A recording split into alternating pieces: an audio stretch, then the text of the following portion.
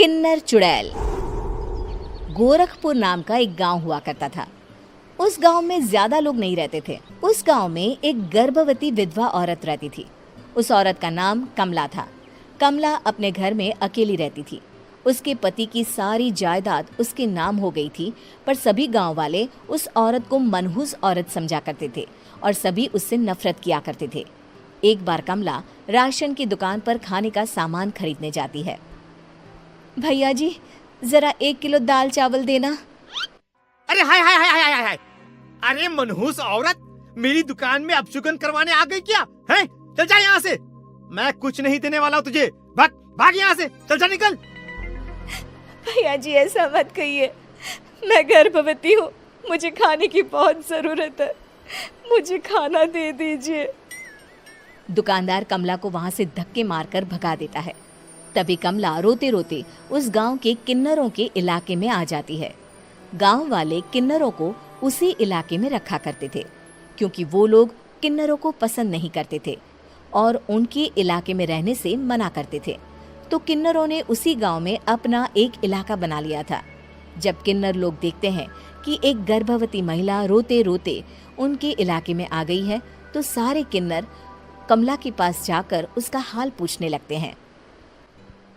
क्या हुआ बहन, तुम्हारी गर्भवती अवस्था में इतनी बुरी हालत कैसे है?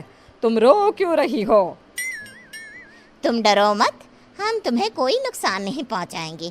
तुम शांत होकर सब बताओ कि हुआ क्या है। मैं कमला हूँ। मैं गांव के दूसरे इलाके से आई हूँ। 2 महीने पहले ही मेरे पति की मौत हुई है।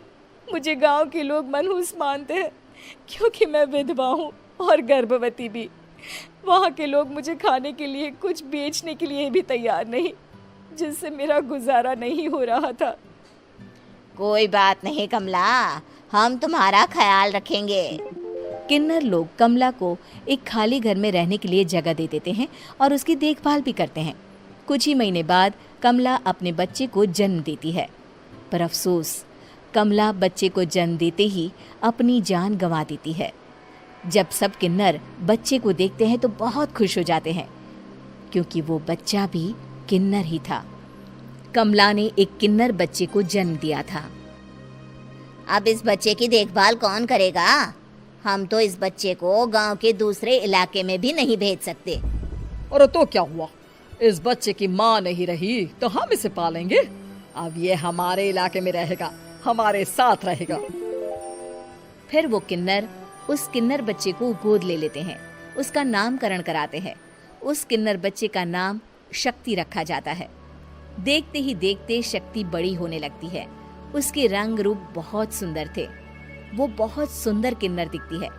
एक दिन शक्ति एक किन्नर से पूछती है, माँ जी सुनिए ना, ये गांव के दूसरे इलाके में भी तो लोग रहते हैं, तो हम वहाँ क्यों नहीं जाते? हम उनसे अलग क्यों रहते हैं? शक्ति, क्योंकि वो लोग हमारे जैसे नहीं, वो लोग हमें पसंद नहीं करते, इसीलिए हम उनसे अलग रहते हैं। क्यों? वो हमें क्यों पसंद नहीं करते? मुझे एक बार उस इलाके में जाना है। मैं एक बार वहाँ जाकर घूम कर आऊं। शक्ति, खबरदार, जो तू उस इलाके में कभी भी गई तो अपनी जान नहीं गंवाना चाहती तो उस इलाके में कभी कदम भी नहीं रखेगी, समझी? इतना कहकर वो किन्नर वहाँ से चली जाती है। शक्ति उस किन्नर की बात सुनकर बहुत रोती है। माँ जी, ऐसा कैसे कह सकती है?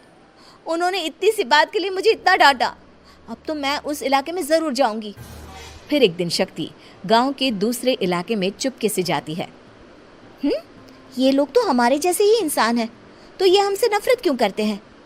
जब शक्ति उस इलाके में पहुंचती है तो गांव के सारे आदमी उसके रूप से मोहित हो जाते हैं।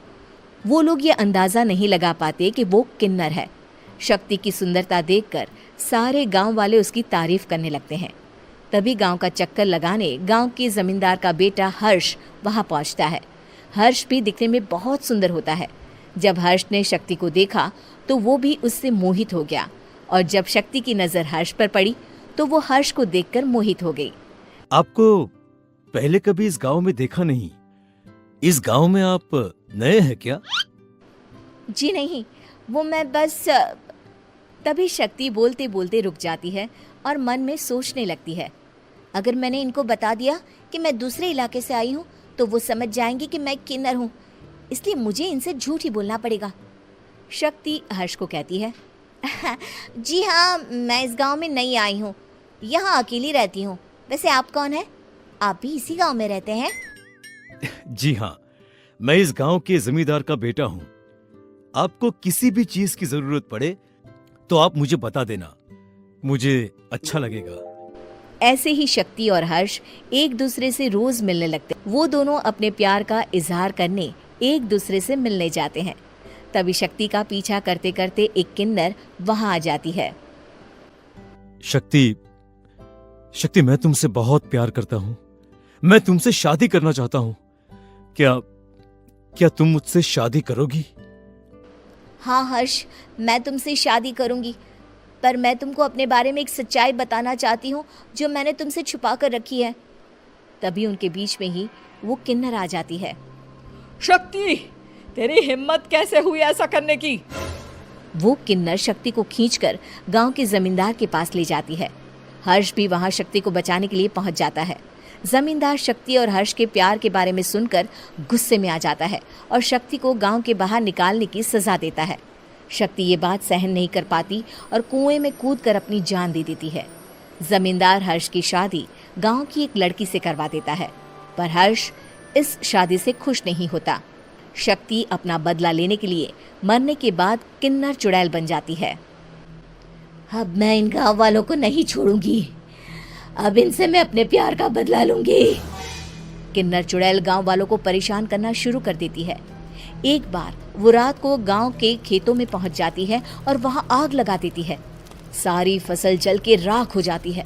जब एक आदमी रात को उठकर देखता है कि खेत में आग लग गई है तो वो वहां पहुंच जाता है। वो देखता है कि खेतों के बीचों बीच एक किन्नर चुड़ैल खड़ी है और वहां खड़े होकर ताली बजा रही है। गांव वाला किन्नर चुड़ैल को देखकर बेहोश हो जाता है। जब सुबह उस आदमी को होश आता है तो वो सीधा जमींदार के पास जाता है। अरे जमींदार साहब, अरे वो किन्नर चुड़ैल ने मेरी सारी फसल जला दी।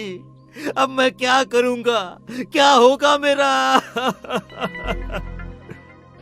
जमींदार चुड़ैल किन्नर का नाम सुनते ही सब कुछ समझ जाता है। अब वो बहुत डर जाता है। उसी रात को जब जमींदार डर के मारे अपने कमरे में सो नहीं पाता, तभी वहां अचानक से किन्नर चुड़ैल आ जाती है। किन्नर चुड़ैल जोर जोर से जमींदार के आगे खड़ी होकर हंसने लगती है और ताली बजाने लगती है। जमींदार उस डरावनी किन्नर चुड़ैल को देखकर बहुत डर जाता है। तूने मेरे साथ बहुत बुरा किया, अब मैं तुझे जान से मार दूंगी। नहीं नहीं नहीं नहीं नहीं, मुझे माफ कर दो, मुझे मत मारो। मैं कभी ऐसा दोबारा नहीं करूंगा। अब तुम जो बोलोगी वही मैं करूंगा। ठीक है, मैं चाहती हूँ कि किन्नर इलाका गांव के इलाके से जुड़े और गांव का कोई भी आदमी किन्नर समाज से द्वेष ना करे, उससे नफरत ना करे, नहीं तो मैं सारे गांव को मार दूंगी।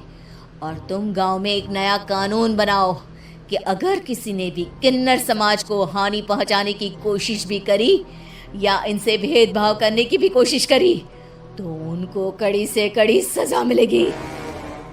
हाँ हाँ हाँ हाँ, मैं ऐसा ही करूंगा। तुम जो बोलोगी वो मैं करूंगा, पर मुझे जाने दो प्लीज। तब वो किन्नर चुड़ैल वहां से चली जाती है। गांव का जमींदार किन्नर चुड़ैल का कहा मानते हुए दोनों इलाकों को एक कर देता है और नया कानून भी लागू कर देता है।